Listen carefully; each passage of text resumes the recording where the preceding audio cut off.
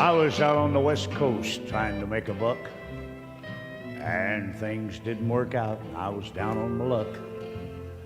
I got tired of roaming and bumming around, so I started thumbing back east toward my hometown. Made a lot of miles the first 2 days, and I figured I'd be home in a week if my luck held out this way. But the third night I got stranded way out of town at a cold, lonely crossroads. Rain was pouring down. I was hungry and freezing, done caught a chill when the lights of a big semi topped the hill. Lord, I sure was glad to hear them air brakes come on, and I climbed in that cab where I knew it'd be warm. At the wheel sat a big man. He weighed about 210. He stuck out his hand and said with a grin, "Big Joe's the name," and I told him mine. He said the name of my rig is Phantom 309. Well, I asked him why he called his rig such a name. He said, "Son, this old Mac can put 'em all to shame. There ain't a driver or a rig a-running any line that's seen nothing but taillights from Phantom 309. Well, we rode and talked the better part of the night when the lights of a truck stop came in sight. He said, "I'm sorry, son, this is as far as you go, 'cause I gotta make a turn just on up the road."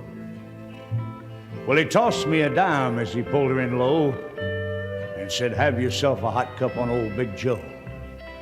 When Joe and his rig roared out into the night, in nothing flat, he was clean out of sight. Well, I went inside and ordered me a cup and told the waiter Big Joe was setting me up. Oh, you could have heard a pin drop. It got deathly quiet, and the waiter's face turned kind of white. "Did I say something wrong?" I said with a halfway grin. He said, "No, this happens every now and then. Every driver in here knows Big Joe. But son, let me tell you what happened about 10 years ago. At the crossroads tonight where you flagged him down, there was a busload of kids coming from town. And they were right in the middle when Big Joe topped the hill. It could have been slaughter, but he turned his wheels. Well, Joe lost control, went into a skid, and gave his life to save that bunch of kids.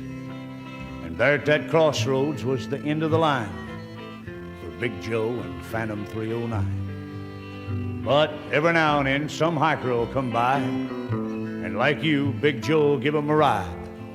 Here, have another cup and forget about the dime. Keep it as a souvenir from Big Joe